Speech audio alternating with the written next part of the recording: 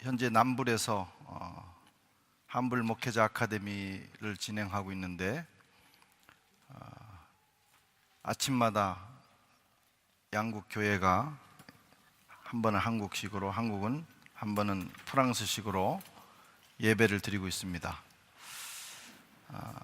프랑스 분들이 준비하는 그 예배를 이렇게 보면 참 예배가 아름답다, 그 설교가 참 아름답다, 그런 생각을 하게 됐어요. 우리 오늘 찬양대에 이런 귀한 찬양이 우리가 하나님 앞에 드리는 이 예배를 더욱 아름답게 만들고 있습니다. 정말 감사드리고, 또 우리 모두가 이제 새로운 시작을 9월부터 시작하게 되는데, 금년 한 해 동안 정말 아름답고 살아있는 예배를 하나님 앞에 드리기 위해서 함께 힘을 합치고 기도하고 준비했으면 좋겠습니다. 오늘부터 저는 여러분들과 함께 예수님 이야기를 하고자 합니다. 우리가 믿는 우리 주 예수님에 대해서 이야기를 하는데, 그래도 텍스트를 정해야 되겠기에 마가복음을 정했어요. 10년 전 2009년에 마가복음을 가지고 강해 설교를 주일에 한 적이 있습니다. 이번에는 이 마가복음을 읽어나가면서 다른 복음서에서 이야기하는 예수님, 그리고 사도들이 증언했던 예수님, 그런 예수님에 대한 모습을 재구성해가면서 1년 동안 예수님 이야기를 함께 나누고자 합니다. 그러는 동안 저와 여러분들에게 탐구와 깨달음, 주님에 대한 탐구와 깨달음, 그리고 변화와 능력의 역사가 저와 여러분들에게 일어날 수 있기를 축원합니다. 이 마가복음은 사복음서 중에서 가장 먼저 쓰여진 복음서입니다. 그리고 바나바의 생질이었던 마가 요한에 의해서 기록되었습니다. 마가 요한의 어머니는 부자였어요. 그래서 초대교회에 주님의 제자들에게 다락방, 큰 공간을 허락해서 그곳에서 120명의 주님의 제자들이 성령을 받고 초대교회를 세우게 되는 그런 가정입니다. 그래서 마가 요한은 특별한 어려움을 모르고 고생을 모르고 자라났다고 할 수가 있습니다. 이 마가는 바울과 바나바, 그리고 마가 이 세 사람이 예루살렘을 떠나서 안디옥에 오게 되었습니다.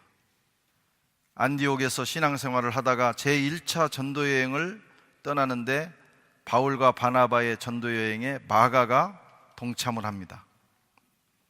하지만 선교여행 중에 밤빌리아의 버가라는 곳에서 그만 이 사람이 마음을 바꿨어요.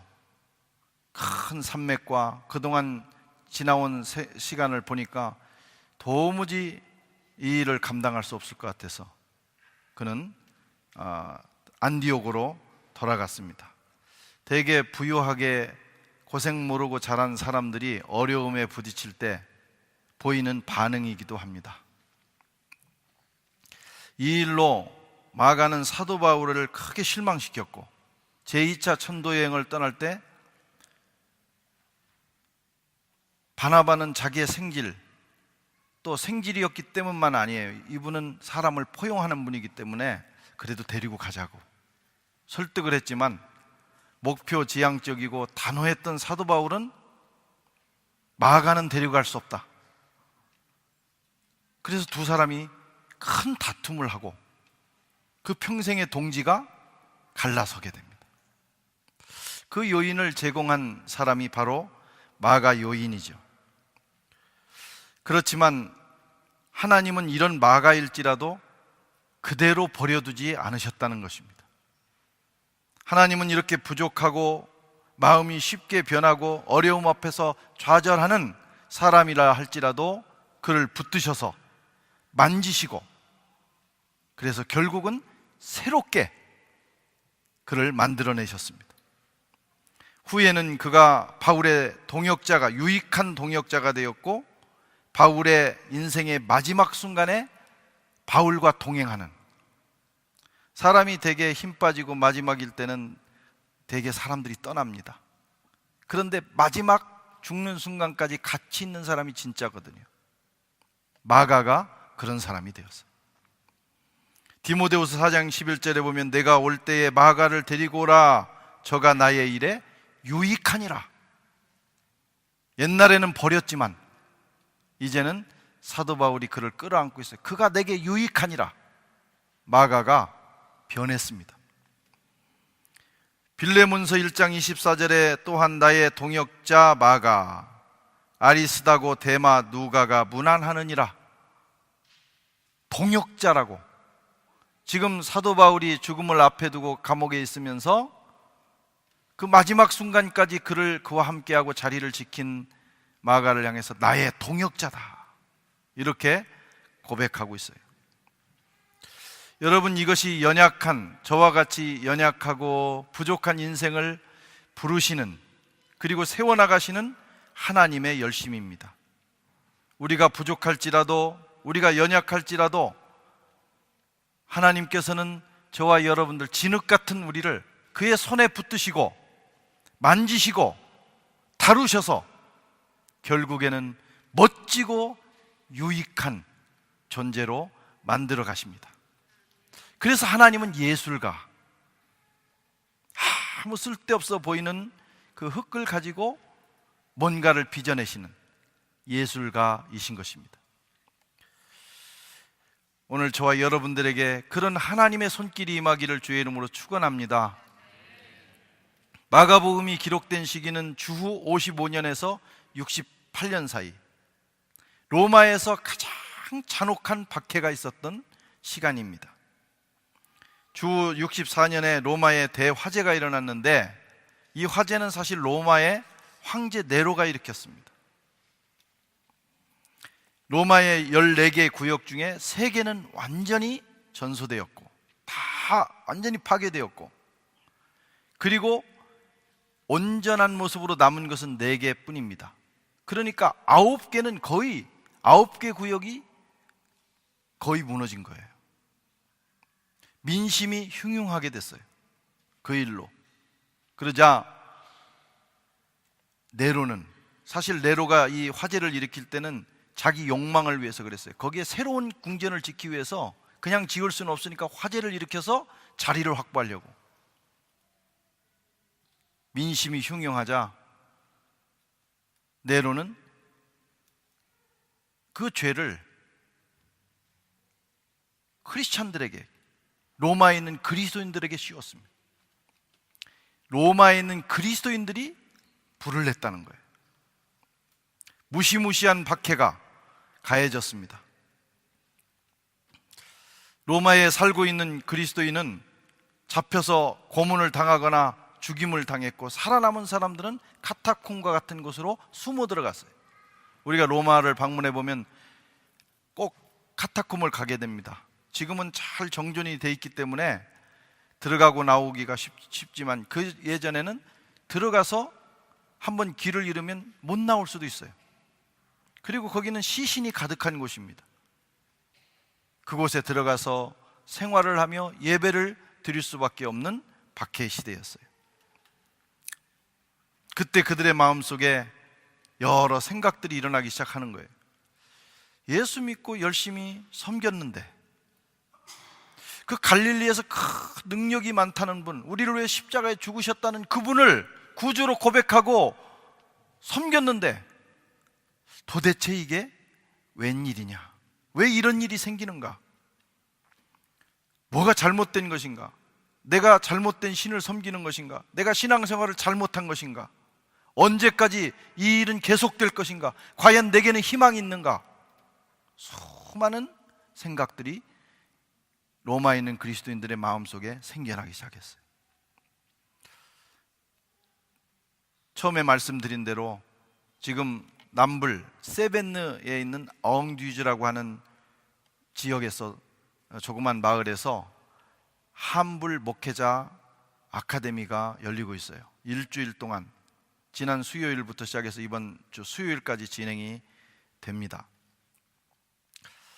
한국에서 두 신학대학의 총장님과 그리고 역사학 교수님이 오셨고, 또 선교사님, 또 학자들, 목회자들이 모였어요. 프랑스 쪽에서도 그런 분들이 모여서 프랑스의 역사,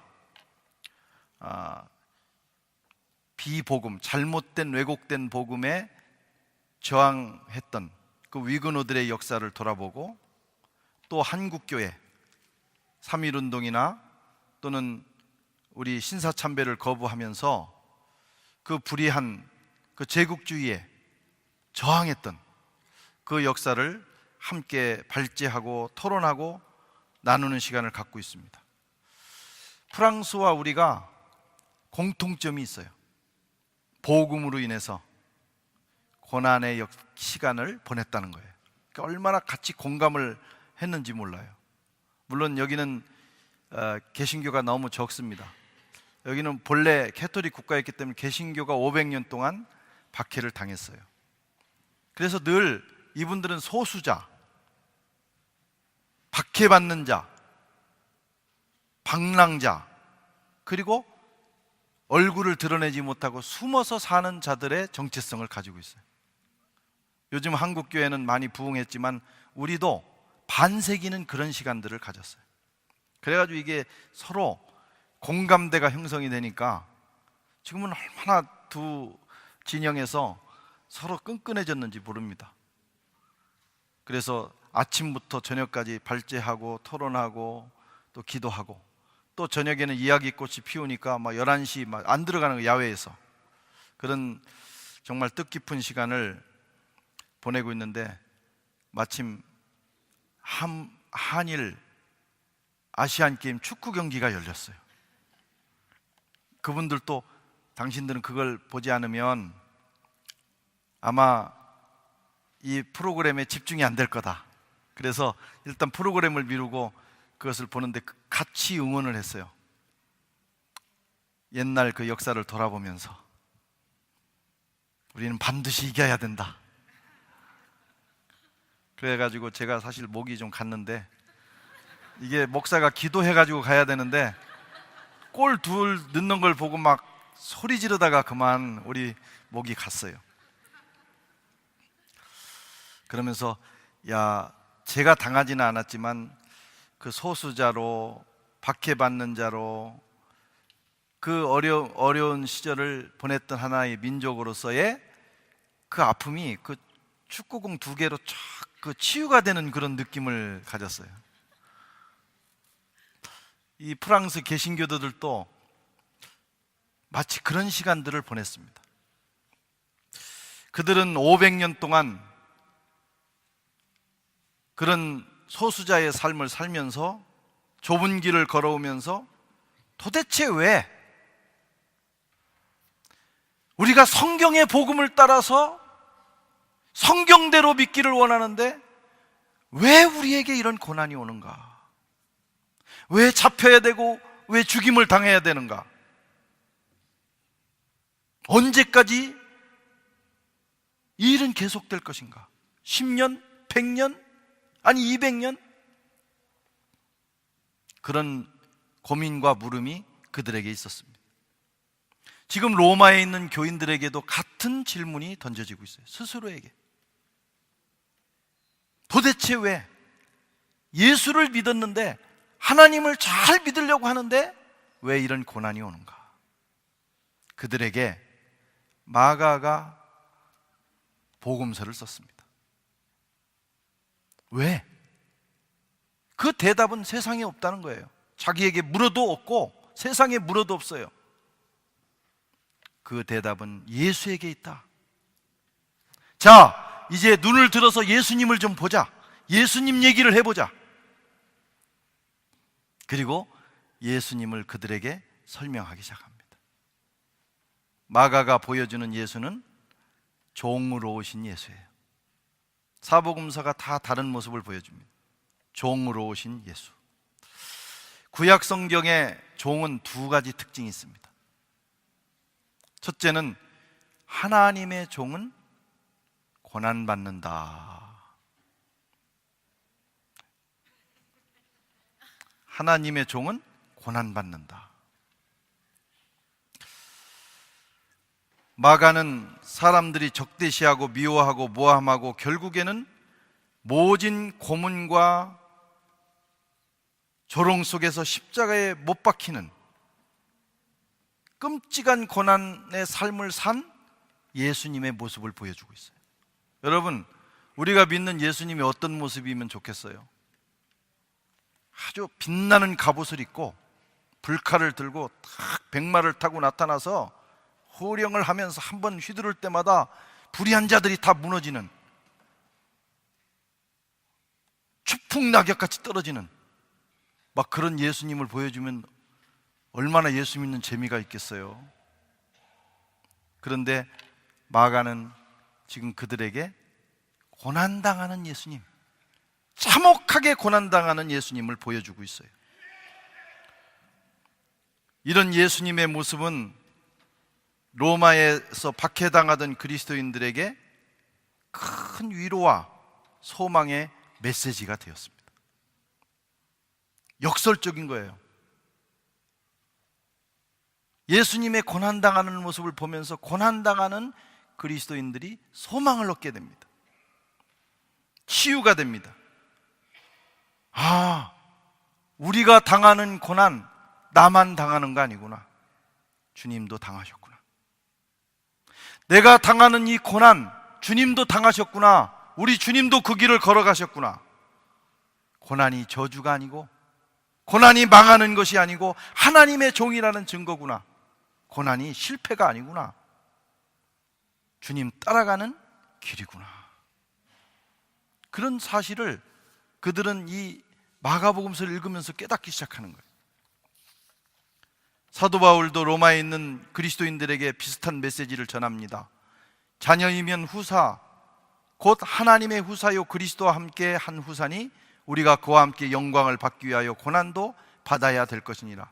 생각컨대 현재의 고난은 장차 우리에게 나타날 영광과 좋게 비교할 수가 없도다.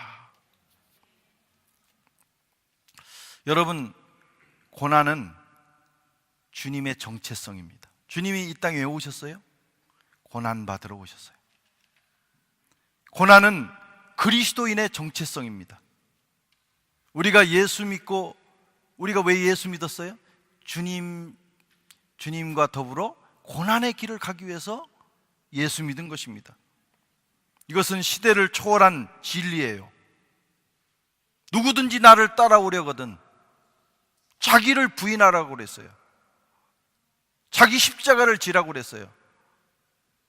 누가 너희를 핍박하고 박해하고 괴롭게 하고 욕하고 어렵게 하거든 기뻐하고 즐거워하라고 그랬어요.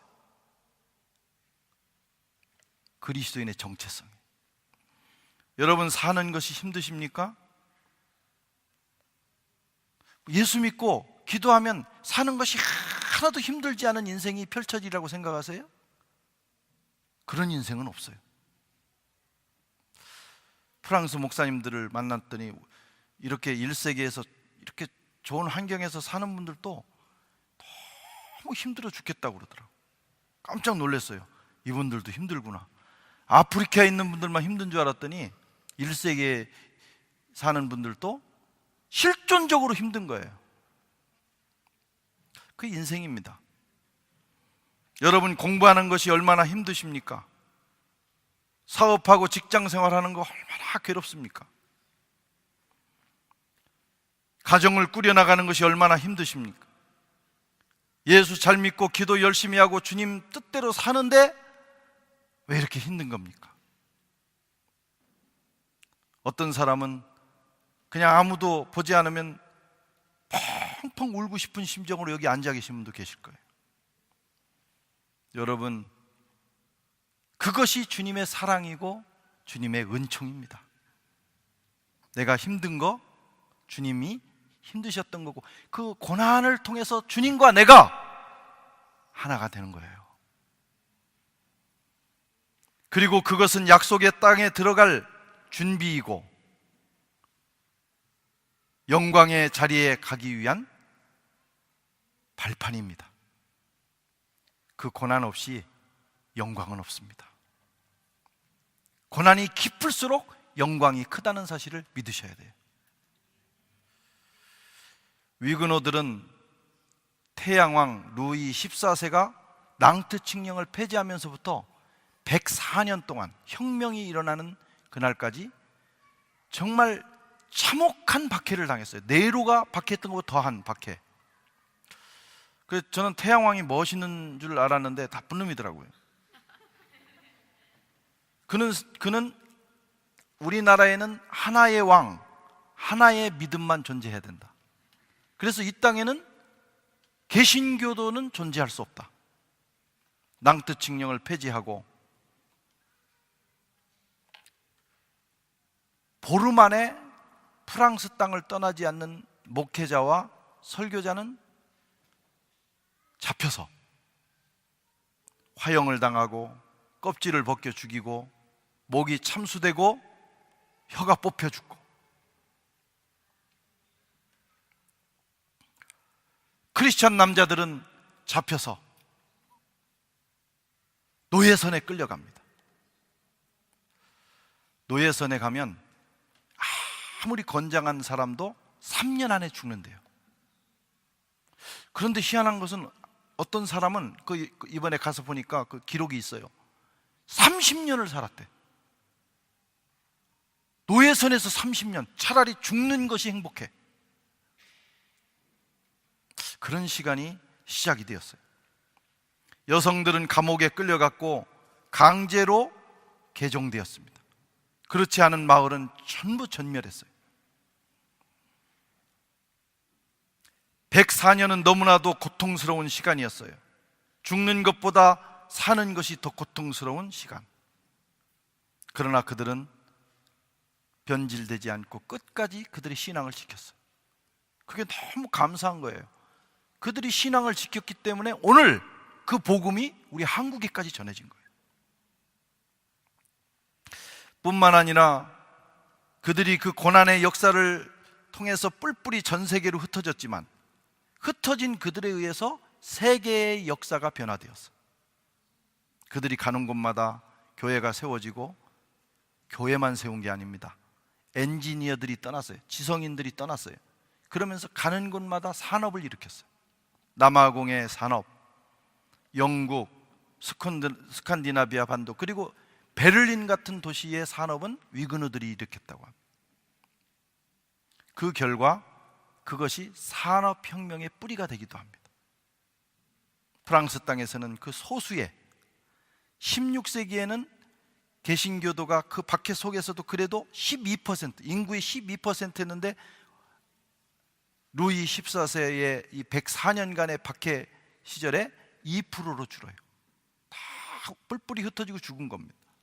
그런데 그 2%의 영향에 의해서 하여튼 파트릭 까바넬이라고 하는 이 저명한 그 역사학자는 그 2%에 의해서 프랑스 혁명의 어떤 단초가 됐다는 거예요.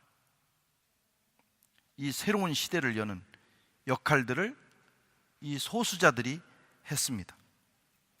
그래서 이 사람들은 이 시대를 광야 시대라고 그래요. 교회의 광야 시대. 어떤 사람들은 광야 시대, 괜히 힘든 시대다 그러고, 우리가 지금 광야 박물관 근처에서 지금 포럼을 하고 있는데, 오늘은 특별히 그 위그노들이, 전 세계 흩어진 위그노들이 1년에 한 번씩 모여서 예배를 드리는 날입니다. 거기에 15,000명이 모입니다. 그리고 우리 한국 목회자들이 프랑스 가운을 입고 성만찬을 집례합니다. 아주 역사적인 500년 이래 처음 있는 일이에요. 그 일을 하고 있는데, 거기가 그냥 그 산골, 거기 숨어 들어가서 살았던 곳이니까 그 자체가 광야예요. 근데 그래서 광야라는 것이 아니라, 거기서 살아서 광야라는 것이 아니라, 그들은 그 어려운 104년의 시간을 이스라엘 백성들이 가나안에 들어가기 위한 광야로 이해했어요. 그냥 힘든 시간이 아니라 구원받은 이스라엘 백성들이 가나안 땅에 들어갈 준비를 하는 의미 있는 시간으로 이해를 했어요. 그들은 그 고난의 의미를 부여했습니다. 그래서 고난을 견딜 수 있었고 그 고난이 축복이 된 거예요. 2차 세계대전 때 빅토르 프랭클이라는 사람이 나치 수용소에 가서 다행히 살아났습니다. 이 사람은 심리학자예요. 그런데 거기 지내는 동안 유심히 살펴보니까 보통 그 나치 수용소에서는 쓸모없는 사람은 다 죽입니다. 그래서 얼굴이 피곤해 보인다 죽이는 거예요. 그래서 그날 하루 살아나려면 얼굴을 반짝반짝, 눈이 반짝반짝, 뭔가 노동이라도 할 수 있는, 뭔가 쓸모 있는 사람이 돼야 되기 때문에 그 노력을 해야 되는데, 가만히 보니까 얼굴이 반짝반짝해서 죽임을 안 당하고 끝까지 살아난 사람들의 공통점을 보니까 그 고난, 정말 참혹한 그 고난의 순간에도 자기 삶의 의미를 부여한 사람들이에요. 아무리 힘들어도 거기에는 의미가 있다, 뜻이 있다, 하나님의 역사가 있다. 그렇게 한 사람들이 살아남더라. 그래서 그가 만든 것이 의미요법입니다. 인생이 힘들어서 망하는 것이 아니라 의미를 느끼지 못해서 망한다는 거예요. 그는 말하기를 인생에서 진짜 고통은 고통의 의미를 상실하는 것이다. 위고노들은 그 오랜 기간의 박해에 의미를 찾았어요. 하나님이 우리 민족, 우리를 쓰시기 위해서 고난을 허락하셨다. 그것이 그 고난을 이길 수 있는 힘이었어요. 로마에 있는 그리스도인들에게 신앙적 위기가 다가왔어요. 자꾸 속에서 이런 말들이 나옵니다. 왜? 도대체 왜 이런 고난이? 나는 실패자인가? 나는 망한 사람인가?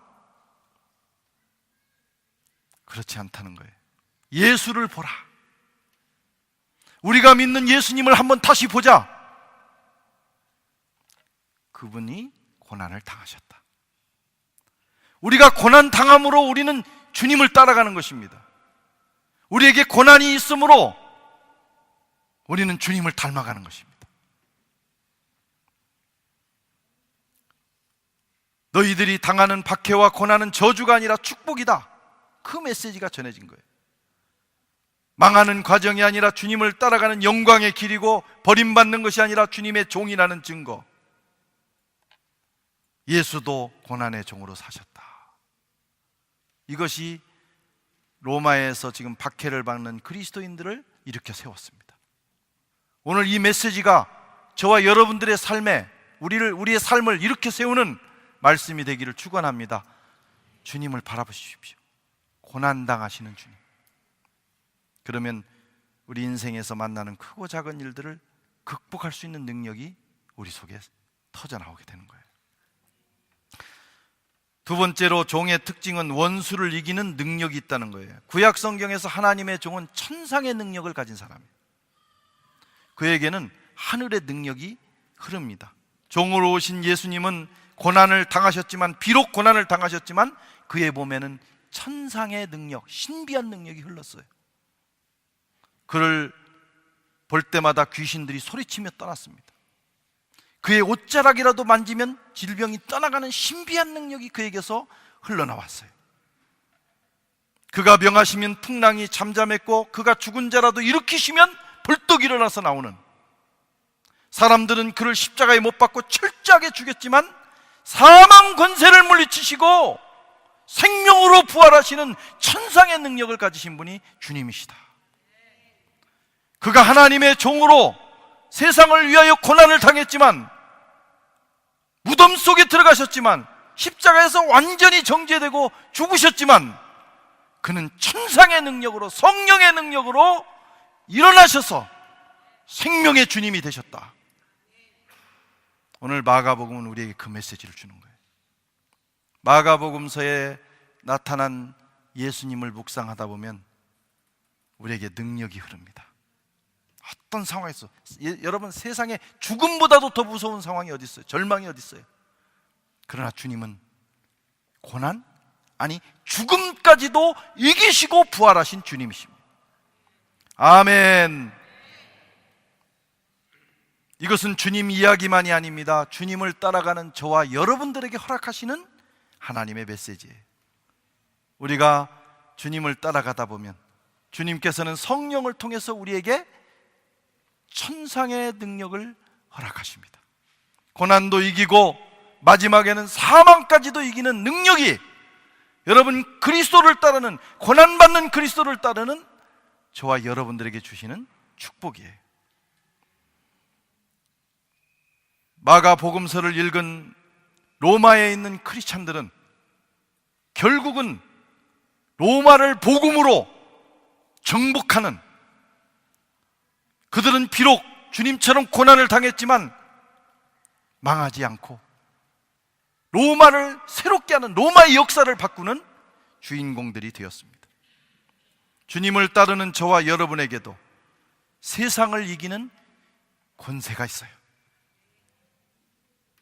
사랑하는 성도 여러분, 마가복음은 첫 문장을 이렇게 시작합니다. 하나님의 아들 예수 그리스도의 복음의 시작이라. 복음이 뭡니까? 예수 그리스도라는 거예요. 예수 그리스도. 그가 고난 받으시고 죽음을 당하셨지만 부활의 능력으로 일어나셔서 사망을 이기셔서 지금은 하늘 보좌 우편에 앉아 계신 영광스러운 생명의 주님이라는 거예요. 바라기는 이 복음서를 통해서 우리가 공부하고 주일 예배를 드리면서 우리의 눈이 활짝 열리기를 바랍니다. 그리고 그 주님, 마가가 그렇게 보여주기를 원했던, 그렇게 증언하기를 원했던 그 주님이 저와 여러분들의 눈앞에 선명하게 보여야 됩니다.